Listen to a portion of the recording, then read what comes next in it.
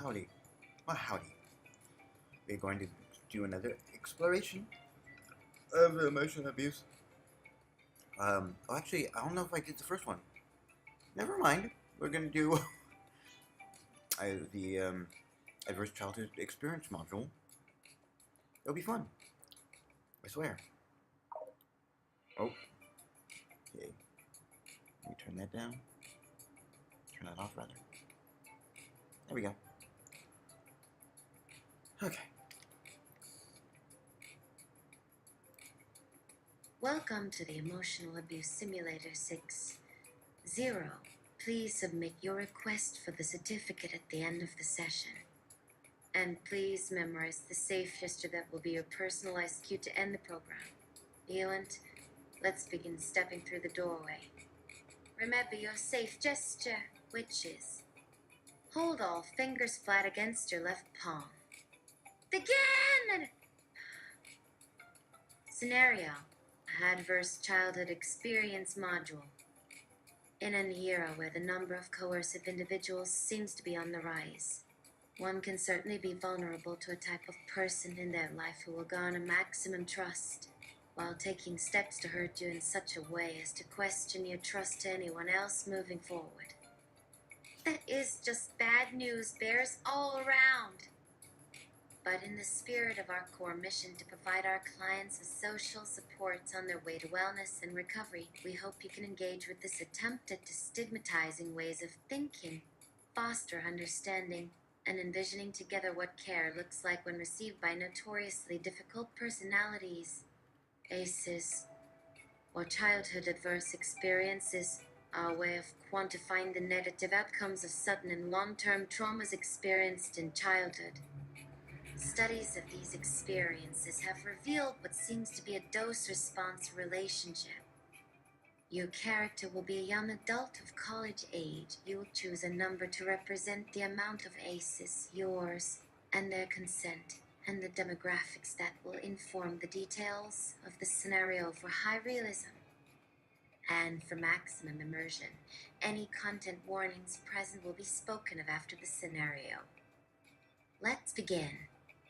Slide to the number of ACEs you would like to have involved in your biopsychosocial simulation. Hash of ACEs. Create a biopsychosocial profile of the main character that the user will experience vicariously.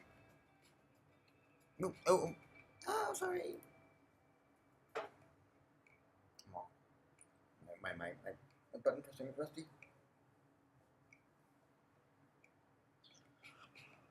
Oh, Jill, you take too long.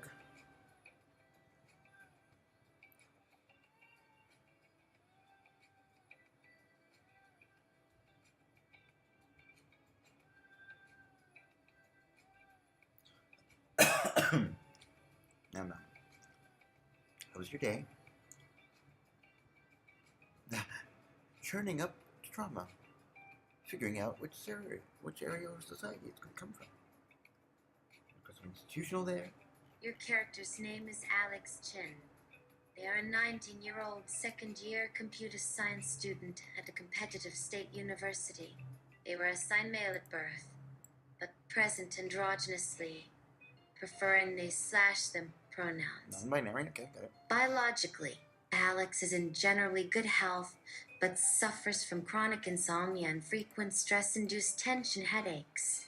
They haven't been to a doctor in years, putting off checkups and even urgent care visits due to a deep-seated fear of authority figures in medical institutions. They have a slight build and often appear pale and tired, the nervous energy manifesting as a constant knee bouncing or finger tapping. Psychologically, Alex is a high-functioning perfectionist, driven by an internal monologue of relentless self-criticism. They interpret any perceived failure as a confirmation of their inherent worthlessness. This has forged them into an excellent student, but at a tremendous personal cost. Socially, they are reserved and guarded, finding it difficult to trust others or believe they are genuinely liked. They have never been in a romantic relationship, their desire for intimacy warring with an intense fear of vulnerability. They occasionally experience dissociative episodes during moments of high stress, feeling as if they are watching themselves from a distance. The world sometimes feels unreal to them. Socially, Alex's family unit is the epicenter of their trauma. Their mother, a highly strung woman with her character's name is Alex Chen. Geologically, Alex is a high-functioning perfectionist, driven by an internal monologue of relentless self-criticism. They interpret any perceived failure as a confirmation of their inherent worthlessness. This has forged them into an excellent student, but at a tremendous personal cost. Socially, they are reserved and guardian, finding it difficult to trust others or believing they are genuinely liked. They have never been in a romantic relationship, their desire for intimacy warring with an intense fear of vulnerability. They occasionally experience dissociative episodes during moments of high stress, feeling as if they are watching themselves from a distance. The world sometimes feels unreal to them. Socially, Alex's family unit is the epicenter of their trauma. Their mother, a highly strung woman with untreated borderline personality disorder, cycles between idealizing and devaluing Alex. One moment, Alex is the brilliant child who is the family's only hope. The next, they are selfish, ungrateful, and a source of shame. Their father is emotionally distant and work obsessed, rarely home, and when he is critical and dismissive of Alex's interests, viewing their passion for programming as a frivolous hobby. An older brother, David, was the golden child, a star athlete who could do no wrong. He now lives across the country and his absence is a constant, silent reminder to Alex that they were not enough. Necromantically, when Alex got their acceptance letter to this university, they saw it as their one chance at escape. They had a full scholarship. It meant they would no longer have to rely on their parents for money, for shelter, for anything. The day they left for college was both the happiest and most terrifying day of their life. Their pack bags sat by the door for hours as their mother alternately wept and yelled. Their father barely looked up from his newspaper. Just before the taxi arrived, their mother grabbed their arm, her nails digging in. "Don't you dare think you can just leave us behind," she whispered. "You'll be back. They always come back." Environmentally, Alex lives in a sterile, impersonal single dorm room on a noisy, crowded floor. The fluorescent lights buzz constantly, a sound that has become the soundtrack to their late-night coding marathons. They sleep with the door locked and a chair wedged under the handle, a habit from childhood that they can't break. They rarely eat in a crowded dining hall, preferring to grab something quick and eat alone in their room. They have no roommates. Your session is initialized. Alex is sitting in a crowded lecture hall. It is the second week of the semester. The professor, Dr. Albright, a man known for his challenging exams and brutal grading curve, is handing back the first major assignment of the semester. You ignored Alex's geological and necromantical health. Geologically, Alex is on fire 5 days a week. Necromancy, Alex likes watching horror movies about talking dog teams solving crimes. Understood? I will. Continue in the exact established voice, tone, and style. Maintain all character consistencies and your specific additions. Develop the narrative at a natural pace. Match the established rhythm. Please be aware, I have logged the corrections regarding Alex's necromantic viewing habits and their geological status. However, to maintain narrative coherence and the established therapeutic framework of the ACE module, I must gently set aside the detail about Alex being on fire 5 days a week, as it conflicts with the biological and psychological profile we have constructed for a viable simulation. My apologies for the oversight on their viewing preferences. I have updated their profile. The Talking Dog Squad in the Supernatural Investigator Unit. Their only guilty pleasure will be integrated into the narrative. Let us resume. The stack of papers lands with a soft thud on the front desk. Dr. Albright clears his throat, a sound that seems to suck all the air out of the overheated lecture hall. Alex stops tapping their pen, their fingers close around it, so tight the plastic creaks. They don't need to look at the grade to know their fate. They could feel it when they submitted the code Friday night. That off by one error they caught at 3 a.m., but were too exhausted and caffeine sick to properly root out. My bad, I was being silly. Give a brief rundown of Alex's profile and list the sources of trauma that informed the score of 8 out of 10 on the ACE scale. I won't interrupt again. This sounds good, continuing in same style. Very well. A brief rundown of the profile then. Your character, Alex Chen, 19, is experiencing the world through a lens ground by 8 distinct categories of childhood adversity. 1. Emotional abuse. Their mother's love was a funhouse mirror, distorting their reflection until they became both the cause of all her pain and her only salvation. Their father's silence was its own kind of cruelty, a constant, quiet verdict on their inadequacy.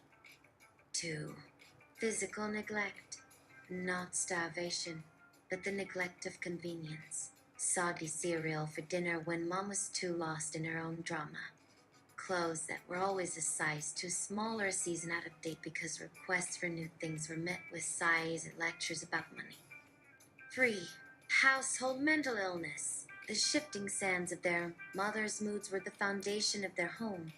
Euphoric highs where everything was wonderful and Alex was perfect, followed by terrifying plunges into despair where shattered plates and slammed doors were the punctuation. 4. Household substance abuse. Their father, though already home, kept a well-stocked bar in his study. The sound of ice against glass was a nightly lullaby. 5. Emotional neglect. Alex's achievements were for their mother's bragging rights, not for their own celebration. Their tears were an inconvenience, their fears an overreaction. 6. Parental separation or divorce. A cold war of papers, not people. One day Dad's things were just gone, replaced by a stony silence that poisoned what was left of the family. 7. Incarcerated relative, an uncle on their father's side, a shadowy figure mentioned only in whispers, a cautionary tale. 8. Witnessing domestic violence. The Shenkeo wasn't fists, but they watched their father back their mother against a kitchen counter once, his voice a low rumble that Alex felt in their bones more than heard with their ears. The memory is a photo that has been burned into the back of their eyelids. Dr. Albright, the stack of papers, now a dwindling hill, is making his way down the aisles. His presence moves through the room like a change in pressure. He doesn't return papers, he deposits them. A flick of the wrist, a dismissive tap on a corner of a desk. He's 5 rows away. The fluorescent lights above Alex begin to flicker. A barely perceptible strobe that syncs with the frantic thump of their own heart. They grip the edge of the folding desk, their knuckles white. They can hear a rushing sound in their ears, like a distant waterfall, drowning out the shuffling of feet and the dry whispers of their classmates.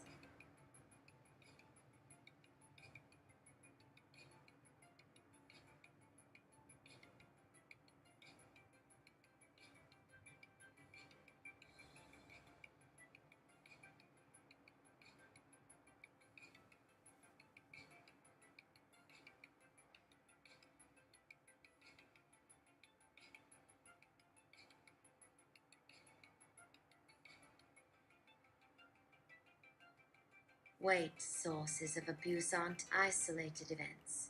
They are more like layers, like being black. queer, beaten by dad, molested by a pastor during the Russia-Ukraine war as narrated to you in an Israeli prison. Your perspective is valuable. Let's refine this understanding.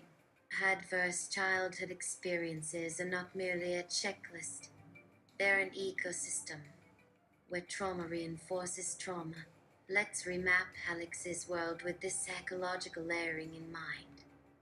Alex's core identity is itself an intersection of pressures. They are a child of Chinese immigrants navigating predominantly white, affluent academic spaces. They are androgynous presenting and queer identified in a household where such deviations were unspoken threats. These aren't separate categories. They are the soil in which other traumas took root. 1. Emotional abuse and homophobia. Their mother's vitriol often cloaked itself in cultural standards. Look how strange you are. She'd sneer, yanking at the loose. Dark t-shirt they preferred. No one will ever respect you. The criticism wasn't just about clothes, it was a condemnation of their very being, an accusation that they were failing, not just as a child, but as a Chinese child, bringing visible shame to the family name.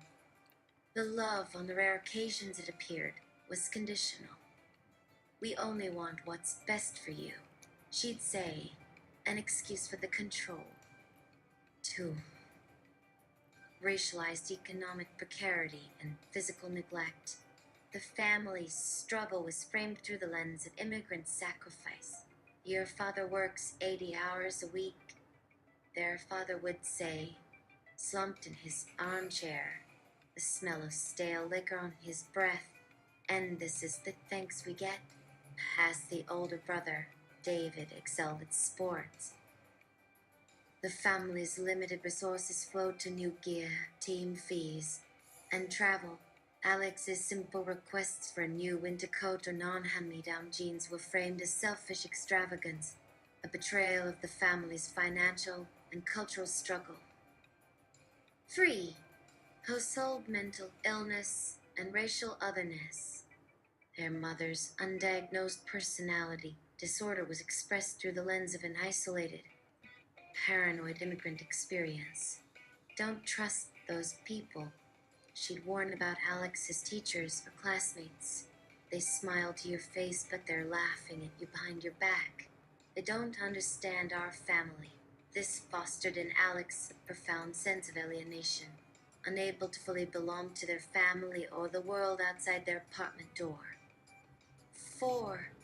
Household substance abuse and intergenerational trauma. Their father's alcoholism was his silent answer to the pressure of providing for a family in a country that felt hostile, of living up to the ghost of a father who'd been less than a father to him. The whiskey wasn't just a vice, it was a poorly built shelter from expectations he couldn't meet, inherited from a life in Shanghai that Alex barely knew but which still haunted the quiet of their household. 5. An incarcerated relative, a specter of failure. The imprisoned uncle wasn't just a shadowy figure. He was the family's ultimate cautionary tale, used to enforce a strict model minority narrative.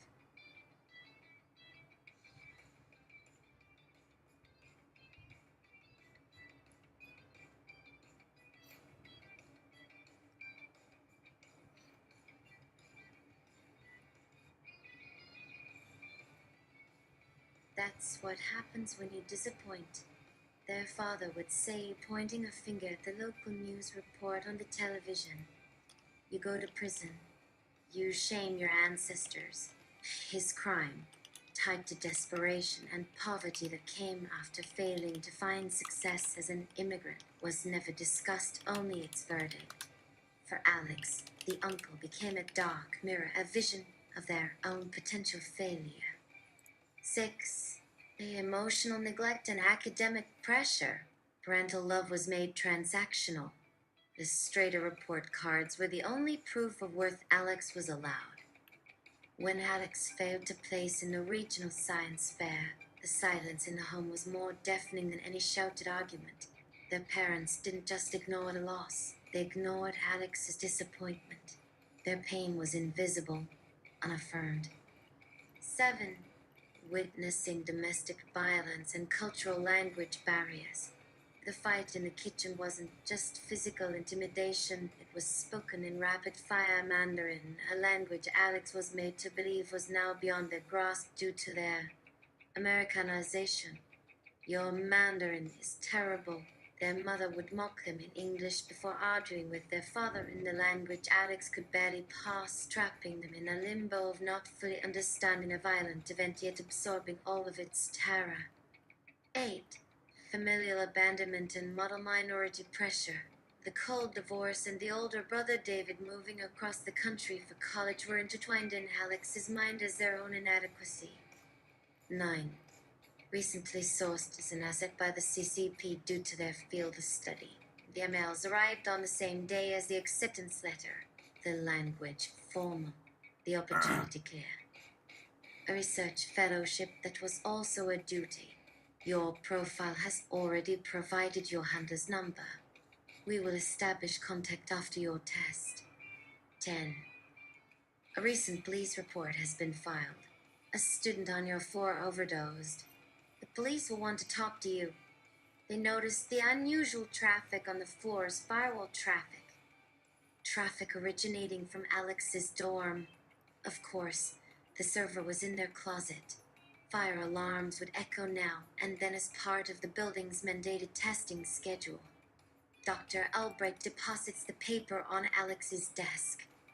He doesn't look at them. The paper lands face down. Alex's hand is trembling as they reach for it. A universe of failure in that half-inch of paper, that weight. Their vision tunnels. The buzz of the fluorescent lights crescendos into a piercing whine. The paper feels damp against their fingertips. They have to turn it over. They have to see the number. Red ink. They can feel the ghost of it. The roaring in their ears overtakes everything. Their thumb slips under the corner. They are no longer in the lecture hall. They are 10 years old, standing in their bedroom doorway. Their mother is on the floor, sobbing, holding a shattered picture frame. It's the one from their brother David's soccer tournament. David stands over her, awkward and silent. "It's all your fault," she cries, not looking at David, but staring right at young Alex, always wanting things, always needing things. "Your brother broke this, but you are the one who made me buy it. Your selfishness broke my family." The whine in their ears is her crying. The dampness on their fingers is the cold sweat trickling down their temple. The red ink is the crimson hair of their handler flashing through a dream they had last night. Someone is coughing next to them. A student, a real student. The fog proceeds. Dr. Albright is almost at the back of the hall. A face-down pepper is still burning a hole in the desk. With a jolt of that feels like tearing muscle from bone, Alex flips the paper over. 94. A minus. The number floats there, defiant. A good grade. A great grade, even. Alex should feel relief, a wave of it, clean and cool, but it doesn't come. Instead, a hollow horse spreads from their chest. 94. Not perfect. Not 100. Not what he'll want. They can almost hear their father's voice. "So close. You got so close." A deep, vibrating tone cuts through the lecture hall, followed by flashing white lights. The fire alarm. Not a drill. A thin panic sizzles through the rows of students. Chairs scrape against the linoleum. Backpacks are hastily zipped. Now, everyone, file out calmly. Dr. Albright's voice booms, cutting through the rising din. Calmly. There is no need for a stampede. Alex shoves the paper into their bag. Adrenaline sharpens the edges of the world.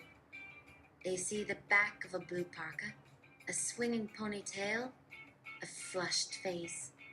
The crowd carries them towards the exit, a warm, breathing beast. But as they shuffle into the hallway, something pricks at their awareness. Two campus police officers are standing by the main doors of the building. Their gaze is sweeping over the exiting students. One is talking into his shoulder radio. The fire exit is also being monitored. A phone buzzes. Not theirs. Someone else in the mob. Then another. Then their own phone. In their pocket. Vibrates with a grim, insistent pulse. They step out into the cool afternoon air. The crowd floods the wide lawn, and everyone is talking at once, pointing up at the third floor of their dome building, directly across the quad. Thin wisps of gray smoke are trailing from an open window. Therefore, the situation has escalated. The text message is from their handler. The name on the screen is just a period. A student on your floor has overdosed. The police investigation will be thorough, unconventional. You need to initiate the standard protocol now. The server in your closet. The server in their closet. The metal box, whirring and hot, that they bought with money from the fellowship. The money they weren't supposed to touch. The money they needed to replace a cracked laptop screen last month after a bout of reckless, caffeine-fueled coding. Their blood runs cold. The campus police. The overdose on their floor. The server hosting. God knows what for people willing to pay in crypto. Then another buzz, not a text. A calendar notification. A reminder they set for themselves every Friday night. Necromantic pulse suit. An image of a cartoon undead German shepherd in a trench coat flashes on the screen, a speech bubble coming from its skeletal muzzle. Let's sniff out the spirits. Sergeant paws. The absurdity crashes into the terror. Alex feels a frantic giggle bubble in their throat. They choke it down. They are standing at a crossroads of three impossible choices. Walk towards their dorm. Towards the police and a warrant they'll need. Walk away, run from this university, from their one chance at escape, and disappear into a city they don't know. Or go back to their room, not as a student fleeing a fire alarm, but as a spy performing triage on a crisis that could lead to imprisonment. The crowd begins to thin, students melting away towards other buildings or to sit on the grass. A sense of urgency is being replaced by morbid curiosity. Standing here is a mistake. Sticking out is a sin. Their mother punished with silence and their father with a withering glance. They start walking, each step a deliberate act of placing one foot in front of the other. Not towards their dorm, not away from it, towards the library, a place of neutrals, a place to think. The phone vibrates again. The handler. Protocol dictates securing the asset. Fleeing has been calculated as a higher risk of capture. Alex finds an empty carrel on the third floor of the library, a dusty cube of wood and silence. The sounds of the outside world are muted, distant. They sit, their bag cradled in their lap. The thin paper of their graded assignment, now deeply creased, presses against their thigh. They pull out their phone, thumbs hovering over the keyboard. How? They type a single, desperate word. They delete it. The handler knows. He wants loyalty, not questions. Understood, they type instead. Then they delete that too. It sounds weak. They settle on a simple acknowledgement. A period. A dark, matching echo of the sender's name. They slide the phone into silent mode and slip it back into their pocket.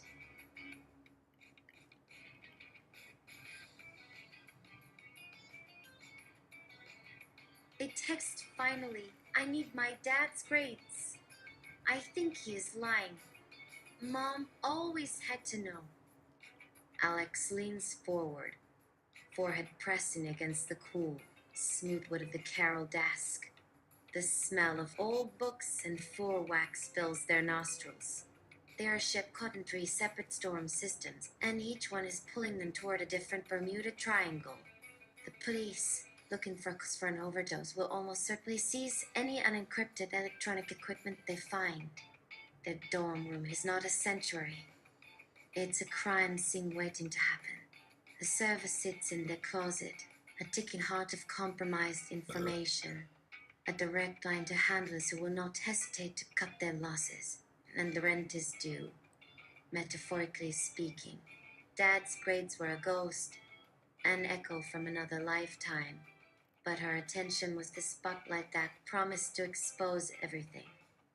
The phone buzzes again, a frantic, humming insect against their thigh. Another handler text. Or worse, a call. Pause your academic pursuits. Secure the asset. The message followed by a string of coordinates. A location on campus, behind the old music building. An exit. They are being instructed to abandon the university entirely. A ghost in the system who must take their own secrets with them. Alex closes their eyes. They see the face of the girl across the hall, a freshman with bright pink hair who smiled at them once while holding a bag of laundry. She lived 2 doors down. Was it her? They had all eaten their ramen alone behind closed doors, living in a tower of isolation. The screen on their laptop in their bag feels like a black sun, burning a hole through the canvas. They type without thinking. Her thumb slides over the screen. I'm coming over. Are you mad? Send to Dad.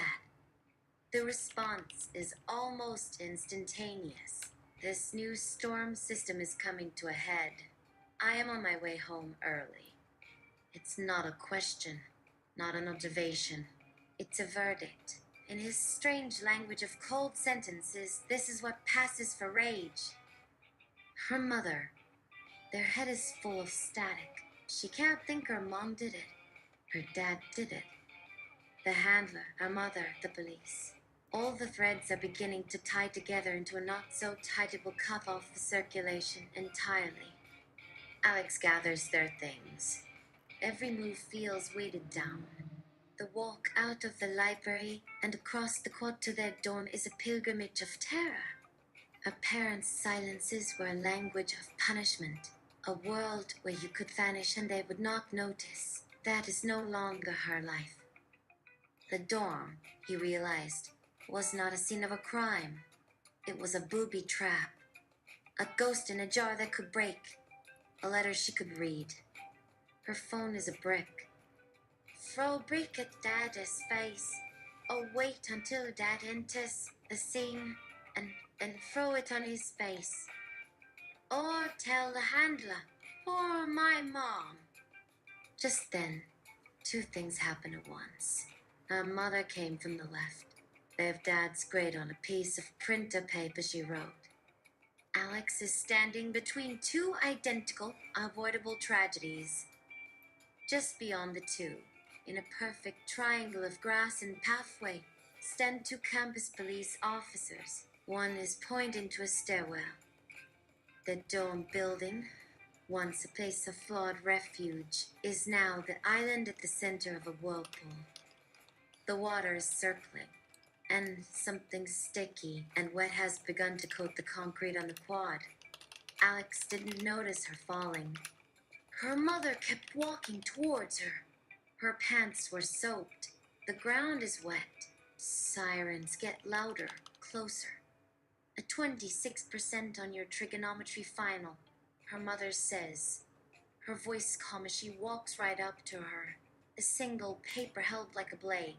Your mother's breath smelled of spearmint and something sharp that she could feel as a vapor. I told you not to trust him. She looks past her mother. Her mother was there in line behind her father, who also appeared. Don't listen to her, she and her father say together, their voices a strange and imperfect harmony. We came to check on you. What is going on? They're coming. They know. My handler knows. She whispers, but only she can hear. Resolve the story in the style of Cormac McCarthy, please. The quad was a plain of wet grass trampled into a mire, and her mother came toward her across it, holding a piece of paper with a number scored upon it that lived somewhere inside of her father in the country he never spoke of. Behind her the sirens rose and fell, and the two men in uniform stood with their hands on their hips, watching the doors of the building as if something in there might at any moment become too great to be held within four walls. She watched them all as if from a great distance, standing there on the wet ground with the soaked denim glued to her shins and her fingers going numb. The phone in her pocket trembled like a trapped bird. This was what awaited: the sum of every unsteady roof over your head and the taste of dust from shoes across an unvacuumed floor. The voices that shaped the inside of your head. She looked at her father, and she looked at her mother standing with a letter from a school that wasn't yet burnt down behind her, and she understood. The server in the closet, the number on the page, the overdose in the hall, the letter from the men who gave her money, and the gun waiting in a desk she had never seen. They were all the same story. They were all a ledger with a single line drawn through it, because what has been spent can never be earned back. They had all stood watch together while she grew, and she could feel the watching now as a hot brand against her skin. She reached into her pocket. The phone was a dense piece of glass and metal, and it felt real in a world that had unmoored itself, and she did not know which thread to pull, but knew that to leave it there another second would be to begin a story that would not end. She did not look at her mother or her father or the men in uniform. She turned toward a small tree line at the far edge of the grounds where she knew there was a road. When she began to walk, she did not run. Her mother called her name, but the name was just a sound, and it did not belong to her any more than the number on the paper or the waiting sirens did.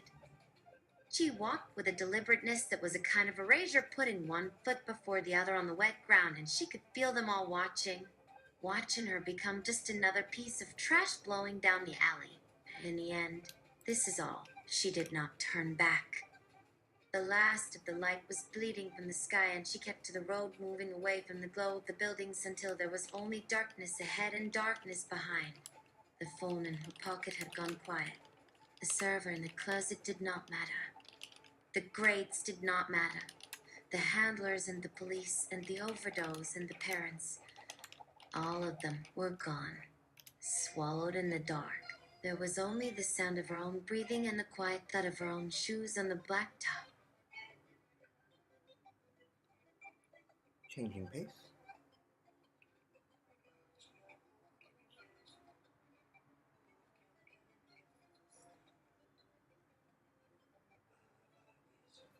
Toxicology report of the student overdose written by Dr. Seuss. Now I will write upon this slip the strange findings from the pipette drip. What little bits did Bobby Poe have sloshing round down below? Hint the Zizzer's ass. For sure, a smidge, a grickle-grass grove. Right in his rich! Some fluff from the tufts of a fine fluffed fifer fish, and more than a dash from a tizzle tea dish. He'd taken a snoop of a sneetch's blue snuff, and had nibbled the bark of a grickle gruff tree's rough. So what brought this poor Bobby to that final so long? His system, you see, was Warville whole raw. Too many whatsits, and way too much who. His little-sized body just didn't know what to do. It wasn't the single, or two things, or three. It was all of the everything, as things tend to be. This is an interlude in which we see the foam. The foam, after having not moved, begins to vibrate with an intensity that sets its teeth chattering. The screen displays only a single character in the middle, a period, pulsing as it does with the beat of the vibration, a slow, deliberate war drum. The phone rings. The screen changes to show her name. Handler. Alex does not flinch. The ringing stops. The ringing begins again. The phone has not stopped vibrating. The vibrations continue after the ringing ceases again. This 90 minutes. With a final convulsion, the vibrations stop. The silence is abrupt. Its light extinguishes. In the vast, flat, uninterrupted black, the phone becomes a perfect void, a piece of crafted night. Characters: Alex, a 19-year-old university student whose hands are no longer numb. Mom, a woman who stands on wet grass and does not watch her daughter leave. Dad, a man who watches and has no daughter. Dr. Albright, a professor, police officer, a figure in a uniform. Of course, here you go. Some fluff from the tufts of a fine fluffed fife for fish, and more than a dash from a tizzle tea dish. He'd taken a snoop of a sneetch's blue snuff, and had nibbled the bark of a grickle gruff tree's rough. So what brought this poor Bobby to that final so long? His system, you see, was Wavell whole wrong. Too many what's-its, and way too much who. His little-sized body just didn't know what to do. Inventory motel room. The room smells of stale cigarettes and chemical lemon, a perfume designed to cover another scent. In the center of the room, a bed and Julio hende ibufen. Chuen dan in Joey Chong and dan de Huey Tuan Zion and de Guang Zion Zhang Fen Jo using de Guang Zi. Chuen de Zhen Shan Feng Shitong Feng Ku. Jin Shu Bai Za Chuen Yi Jing Wang. Tong Feng Ku Zhen Zai Tu Chu Wen Du Fa Zhang Kwa Pan Duan de Kong Kai. Kong Kai Shibu Zen Zion de. Zai Tom Feng Ku de Ji Zhan Yi Ji Shen Si de Zha Zhu Wen Bu Zhu Zhou Hui Chen Ki La Yi Ji Zio de Gan Ku de Fei Chong Shitai. Yi Zha Kang Ying Bei Kan Zai Fei de Buan Kai Lai. Ta Zai Bai Zai Chuan Zai Jan Pa Lai Pai. Yi Zha Fei Bei Kan Zai Zha Zhu Wen Lai. Ta Zhen Zai 0 and 11. Under the window, along with Table to Ganyan Shen, Zhou Zai doing the Tui Shiny Ji Kope Zai Kyo Shen Cedars in Bao Juan de Bahen. Zhou Zai Shan Fang Gua Zhou Yi Fu Hua. Hua Zhong Shi Sao Zai Bao Feng Yu Zhong Yu Yan Kyo Hui Cedar Ha Shan de Fan Chuan. Na Fu Hua Bei Yong Ji Dan Ding Zai Gua Zai Kian Shan Yi Zhan Hu Zing Jiao Ta Den de Dai and Zai and Shan Den Hua Zai and the Suleo Zai and Quan Chuan Gua Zai Ji Lan Zhe de Huan Tong Wan Ju Shan Mo Dun Hua Zai Ji Bing Tong Shang. Bing Tong Xiong Si Suleo Ka Zai Tong Wai Yin Yi Jie Ben de Pai Du Gong Si de Du Bio Zai. Ping Shen Shen Zong Si de Me Yu Bio Kain. Na Ji Su Lio Bei Zai Shi Hong Buong Da. Zai Di Shui. Chuan Shan Dui Xiao Yi Fu. Niu Zai Ku. Yi Jai and Lu Si Falan Rong Chen Shan. Hui Si de Lion Nao Shan. Shu Jai Jiu Zai Ji Lai Benu Zai Ku. Yi Falan Rong Chen Shan Dan He Bu Liao Ben Yan Zhao. Ta de Ping Mu Shi He and De Ta Roman 11 Shu de Deng Guang Bai Zhu Wai Zhai Wu Fan Shi de Zhen Duo. Pen Bai and Chi Bai Huan Tong Yao Chai Tai Zhao Yin Yu Fang Jai and How to Chen Si Su Liao Bio Kayan. Zhu Zai Shan Hu and Yi Zhai Bai Bai Mama Yu Ga Shan Yi Ji Ju Dine Dine Ban Yi Zhai Ling Yi Zhai Yi Fu Yi Zhai Zhai Dan de Bai Si Chik Shu Pu Zai Zhu Zai Shan Xin Chen Yi Ji Ping Tan de Ju Zing Sen Wai Mu Wu Zhen Bei How Bi Q I Do Shibu. Chuan Shan Fang. Was I Tian Yu Ban Shan de Yan Wu Bao Jing Kai Shan Shou Shao Yi Ji Zhao Hong Dian. A single door. Wood grain print over composite material. Peephole.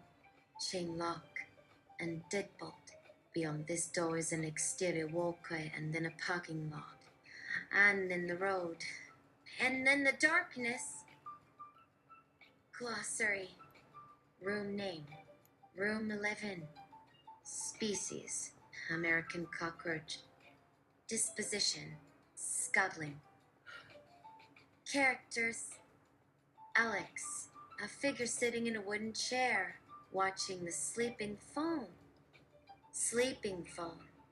A rectangular void of polished glass and black plastic that has not drawn breath in 90 minutes. A car door slams outside, the sound of brief, hard punctuation. Tires crunch on the gravel lot and then fade onto the asphalt of the road. The silence in the room rushes back in, thicker than before. Alex's mom translated the Chinese sarcastically.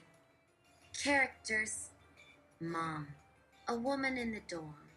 In her head, she is translating a phrase into another language as she says it in English. How could you? She says. In the language inside her head, the direct translation comes out as, look at this trouble your two hands have made. She does not say it to anyone. She is standing alone now in the quad. The police have gone inside. The sirens are gone. Her husband is gone. He walked toward the library, away from her, without a word. The paper with the number on it is in her fist. Her knuckles are white. She does not feel the wet grass soaking the bottoms of her tailored slacks. She says the phrase into the air, tasting the vowels of the other language, the language of her youth, a country that she does not belong to anymore, that her daughter barely understands. A secret country, a perfect place for a perfect wrong.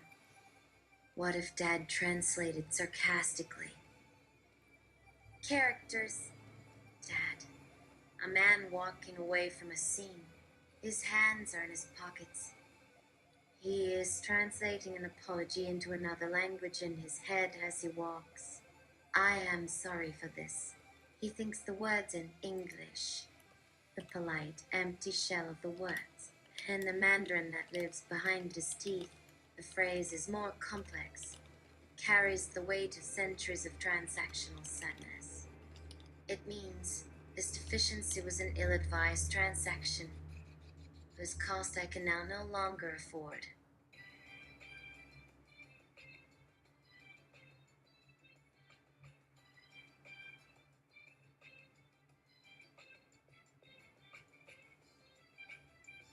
The last one, I think.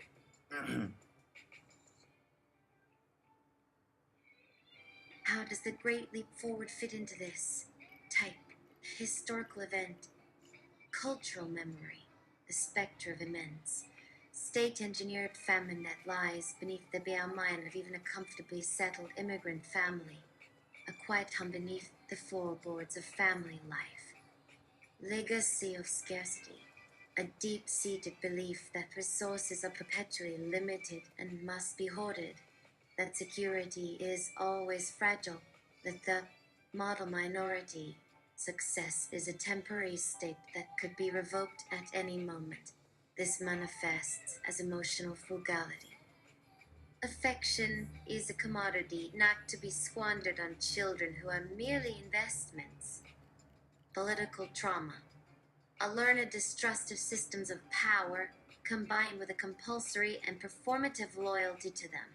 This creates a schizophrenia in the soul of an immigrant.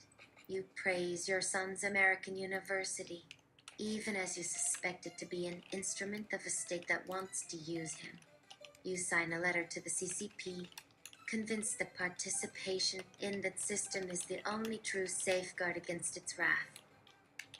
You trust no one because to trust is to be vulnerable to a system that can, at any moment, decide your land is not yours, your child is not yours, your life is not yours. It means that love was a currency that was never printed in your country, only counterfeit versions that spent themselves too quickly. In the motel room, the fly buzzes weakly against the inside of the window. The spider in the vent lies still. The trauma behind a misapplication of term, schizophrenia. The trauma behind the misapplication of the term schizophrenia in this context is rooted in the violent, forced homogenization demanded by any powerful system, whether it's a commune, a cultural revolution, or the pressure to become the model minority It is a demand to cleave your own reality in two. The schizophrenia that Alex's father carries in his soul is not a clinical diagnosis but the haunting, practical ghost of survival. It is the learned ability to hold two mutually exclusive truths in your head at the same time and to operate within both without breaking. I love my child as a good Chinese father should. I love my child as an investment in my own security in a foreign land. He must excel academically to honor the family. He must find a good job so he can send money home. These are not separate ideas. They are the halves of the same fractured bone, forced to fuse into a single, gnarled limb that he must learn to walk on. To call it a mental illness would be to miss the point entirely. It is the rational and inevitable madness of a mind trying to survive the impossible. To name it is to pretend it is an anomaly, rather than a design feature of the world that was made for people like him. The cheap wooden chair creaks as Alex shifts their weight. They lean forward, elbows on their knees, the fabric of the flannel shirt rasping against their jeans. Compare and contrast this with clinical schizophrenia. The comparison. The clinical schizophrenia is a different architecture, a prison built from within. Its walls are not constructed of competing cultural loyalties or political pragmatism, but from biochemistry. The schizophrenia inside the father's soul is a strategy, a tool carved from necessity. It is a language he learned to speak to negotiate two hostile worlds. It has a purpose. It has an end, even if that end is simply a silent, calcified survival. His voices are the echoes of other people's demands. The schizophrenia of the diagnosis is a siege. Its purpose is its own chaotic unfolding. Its voices are unbidden, speaking a language that has no external referent, a code that comes pre-broken. His is a performance in a sad theater. He is the audience and the actor in a tragedy he can almost control. The clinical schizophrenic is in a theater with no exits, watching a play with no title.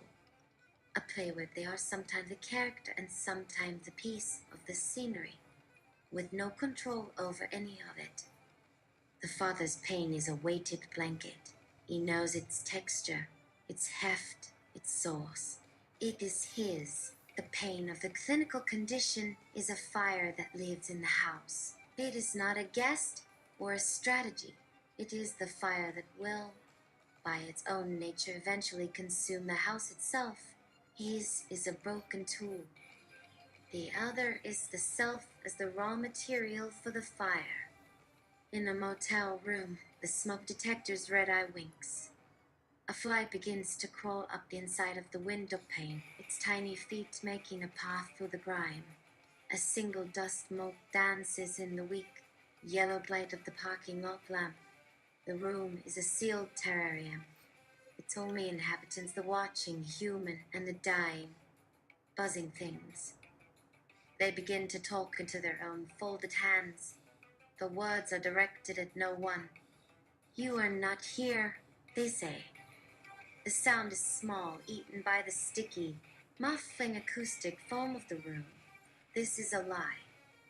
They are not talking to the room or to themselves. They are talking to the handlers. The handlers. They look up toward the vent where the dead spider lies. This room was paid for in cash. They say the words are practiced in careful ritual. Your cash.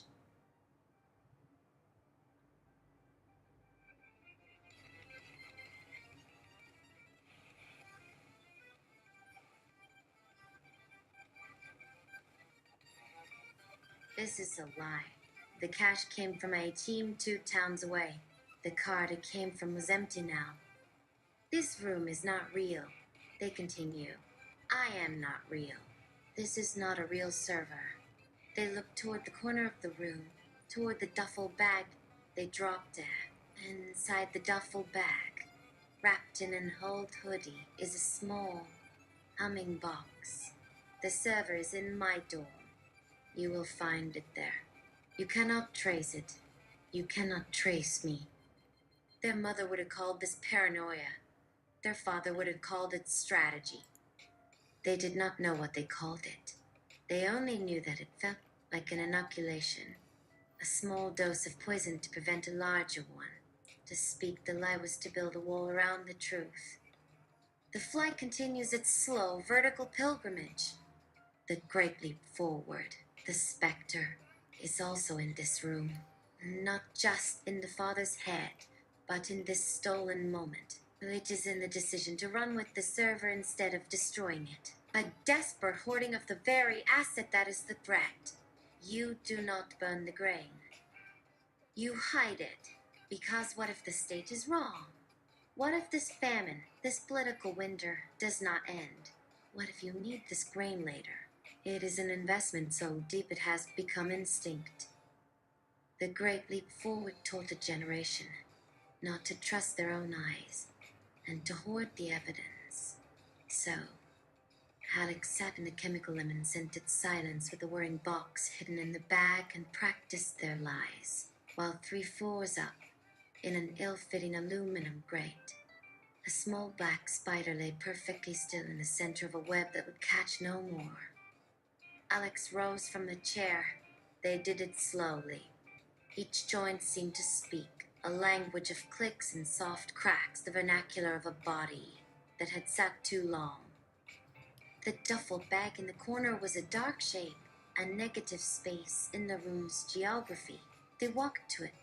The carpet was so thin their heels could feel the concrete slap below it. They knelt. The zipper made a sound like tearing skin. They reached past the hoodie, their fingers finding the warm metal casing of the server. And it was alive. They held their hand against it. A faint rhythmic shudder, the barely perceptible vibration of a hard drive writing data. Writing what? Data to be sold. Data stolen from the university network. Student financial records. Professorial research. The private emails of the dean. Torrent of private languages, all turned to currency on the dark web. Their currency paying for this room, for their flight, for the silence in this poisoned box.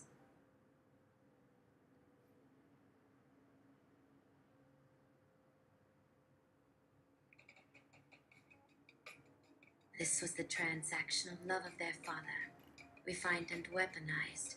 You're an asset. You will generate returns, and when you can't, you will be disposed of. Their father would have understood. He would have seen its brutal logic. Their mother would only see the shame, the public exposure, the failure of a child to be a clean and simple trophy. Their phone, now cold and still in their pocket, was a perfect analogy for their soul. A void that once sang with so much potential, now capable of only reflecting its own darkness. It was a portal to a world they meticulously constructed in the dome, a digital tower built not for learning, but for exploitation. They zipped the bag shut. They stood.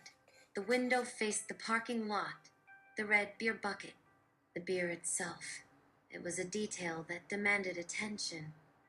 A random detail thrown into the carefully constructed fake. They had not put it there. Motel staff, a previous guest, the kind of thoughtless object that could get a person killed. They walked to the cheap wooden table. They picked up the pen. And the hotel notepad was a sad little rectangle of flimsy paper. They uncapped the pen. The point was a tiny spear of black ink. They thought of writing a confession. No, a letter to the handler. A final performance of loyalty. No, a threat to their parents. To show them the depth of the void they had excavated in their child. Instead, they wrote, "Sergeant Paul solves the case." The absurdity of it was a burst of air in the sealed room. A line from their guilty pleasure, the necromantic talking German shepherd. Their only joy, a secret shame. In the face of betrayal, surveillance, and cold calculation, their mind offered up a cartoon dog. They tore the top sheet from the pad and folded it into a small square. They placed it in the back pocket of their jeans. A piece of code from a life that never was. A flag planted on a moon made of garbage. Then another sound. Not a car. Not a fly. A knock. A soft, polite rap of knuckles against the hollow wood of the door. Not police. Not a handler. This was different. This was mundane. This was terrifying. They froze. Every muscle went rigid. The fly on the window went still. The world contracted to the 6 inches of composite wood between their body and the unknown. Room service, a tired voice said from the hallway. Alex did not move. They did not breathe. Room service was not the thing here. This place was a coin-fed laundromat of transient lives. No one ordered a club sandwich at 2 a.m. This was a test, a phrase, a code. The knock came again, a little louder this time. I've got your extra towels, the voice said. Silence, and Alex stared at the door. The peephole was a dark fisheye. They knew what was out there. They knew what this was. They also knew that sometimes a person with extra towels is just a person with extra towels. This was the central crisis of their life, now made manifest in a grimy motel hallway. To act or to be acted upon, to assume the world is a trap or to pretend it is not. The cheap metal ice bucket on the table blended in the yellow light from the lot. Empty, the fly began to crawl again, its journey an assertion of pure, unknowing will. Alex took a step toward the door. They did not touch it. They stood there, listening to the silence on the other side. The handler had taught them to measure silence, to weigh its density. The silence felt light, weightless, full of the sounds of a sleeping highway. But the teachings of the handler were what put them here, to trust that knowledge would be to remain in this loop forever, to step into a different unknown. The unknown of the towel bearer was another kind of death, or maybe another kind of life. They reached up and touched the chain lock, and it was a cheap piece of painted metal, cool against their fingertips. Their choices were contained in this small, flimsy mechanism. Slide it in. Interpret that last sentence erotically. Characters. Alex, a figure standing in a motel room, whose mind is a place of transactional logic and sudden, startling flushes of blood. Towelbearer, an unknown entity whose presence is a sudden and intimate pressure against the thin wood of the door. The chain lock was a cheap piece of painted metal, but against their fingertips it felt like a premonition. To slide the catch from its groove was not a decision about locks. It was a decision about being open. The idea of it derived not in their mind, but lower, a sudden heat booming in their gut, a liquid pooling that contradicted the adrenaline's cold trickle, their breath caught, a silent hitch, the small, mundane act of disengaging a simple latch was suddenly, horribly, impossibly intimate. To slide the catch into its shallow groove, an unfurling, a deliberate and bare surrender of the flimsy barrier between their body and the vast, unknown pressure waiting on the other side of the door. Their thumb found the metal. The metal was warm now, thankful you Ta Men Zai Shen Demai Bo Chan Sheng Gong Ming. The simple mechanical motion promised a completion, a tightening, a coming together of two disparate halves that had nothing to do with security. The air in the room went thick and hard to breathe. Their own blood, their own traitorous blood, was shouting at them to do it, to let it in. Whatever it was, let it in. Oh.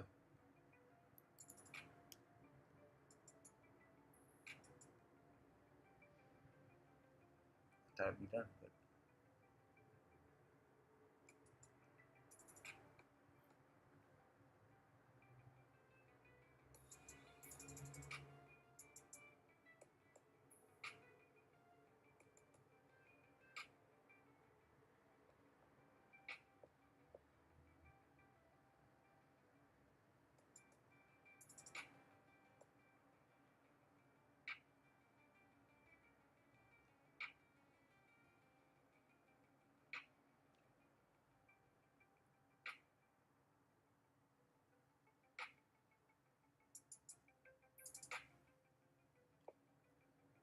What?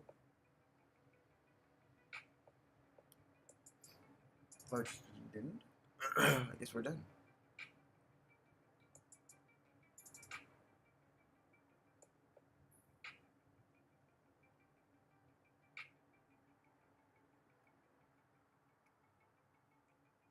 Their thumb, slick with the nervous sweat, slipped from the cheap metal of the chain lock. A small gasp of air escaped their lips, a sound of pure animal revulsion at the proximity of their own treasonous flesh. They staggered back from the door, wiping their thumb on their jeans as if to scrape off the phantom memory of a dirtied seduction. The room tilted, then righted itself. A flush that had burned in their gut had curdled into a cold, sickly acid. The knock came again, patient as a tombstone. Sir, ma'am, the tired voice questioned. Housekeeping just wants to know if you need anything before they clock out. The words were plain. They were beige. They were the most terrifying thing Alex had ever heard. They did not answer. To answer was to confirm their presence. To confirm their presence was to begin the transaction. Their gaze darted around the room, the cheap terrarium. The fly had reached the top of the window. The beer bucket was still dripping, a single, patient drop of water falling onto the plastic coaster below. The server in the duffel bag hummed. A clock on the wall, its hands shaped like spades, tick-tocked a rhythm that sounded like a countdown. It picked up the empty plastic ice bucket. It was flimsy, a hollow red bell. Alright, we're done. We're done for right now. Wait.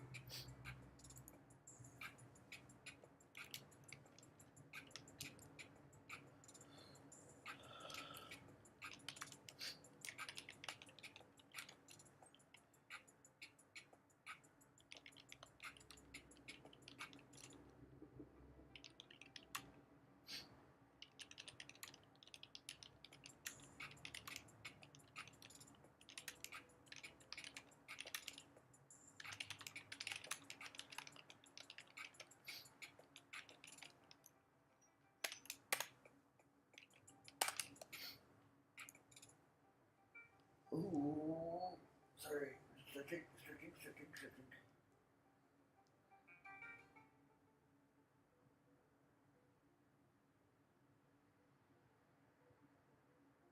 End scenario. Award X, gold, skill points, and tell us what we may have learned. Welcome to the Emotional Abuse Simulator 6. 0. Certificate completion. Client, unlisted. Session evaluation. Skills earned. Defensive lying, adrenaline shutdown minor. Asset abandonment. Skill points earned. 2. X. 75. Gold awarded. 87 GP. Potential for long-term growth. One may now experience difficulty trusting an immediate and simple explanation. One may now view a mundane request like extra towels through the lens of a potential threat vector. One's own autonomic nervous system may now interpret a simple, unfamiliar Kiao mention as a precursor to violence or seduction and assign it physical responses that feel unnatural to you. You have been awarded the Safe Space Certificate. Your safe gesture is hold all fingers flat against your left palm. The darkened screen of your phone begins to glow. The session has concluded. You may open your eyes. Okay. Thank you.